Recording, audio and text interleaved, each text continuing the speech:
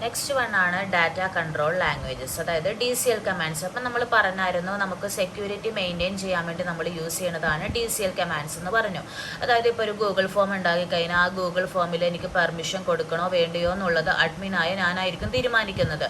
അപ്പോൾ ആ പെർമിഷൻ, ഞാൻ കൊടുത്ത പെർമിഷൻ എനിക്ക് എന്ത് ചെയ്യാൻ വേണമെന്നുണ്ടെങ്കിൽ ഡിനൈയും ചെയ്യാം.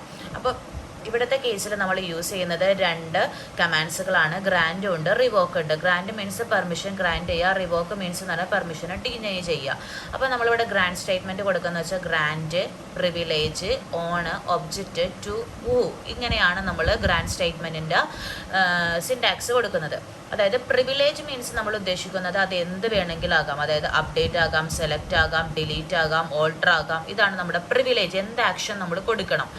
ഓൺ എന്ന് പറയുമ്പോൾ ഓണിൽ ഏത് ടേബിളാണ് എനിക്ക് ഓൺ ചെയ്യേണ്ടത്, അതായത് ഏത് ഒബ്ജക്റ്റിനെ എനിക്ക് ഓൺ ചെയ്യണം, ഡാറ്റാബേസിനെയാണോ ഓൺ ചെയ്യേണ്ടത്, ടേബിളിനെയാണോ ഓൺ ചെയ്യണം എന്നുള്ളത് പറയാനാണ് നമ്മൾ, അതായത് ഫ്രം സ്റ്റേറ്റ്മെൻറ്റ് പോലുള്ളതാണ് ഓൺ എന്ന് പറയുന്നത് ഒബ്ജക്റ്റ് കൊടുക്കുന്നത്.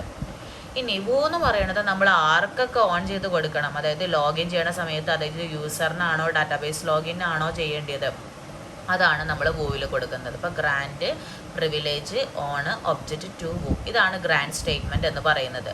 ഇനി റിവോക്ക് എന്ന് പറയുന്ന രണ്ടാമത്തെ സ്റ്റേറ്റ്മെൻറ്റ്. റിവോക്ക് സ്റ്റേറ്റ്മെൻറ്റ് എന്ന് പറയുന്നത് എന്താ, opposite of the grand statement ആണ് എന്തെന്ന് റിവോക്ക് സ്റ്റേറ്റ്മെൻറ്റ് എന്ന് പറയുന്നത്.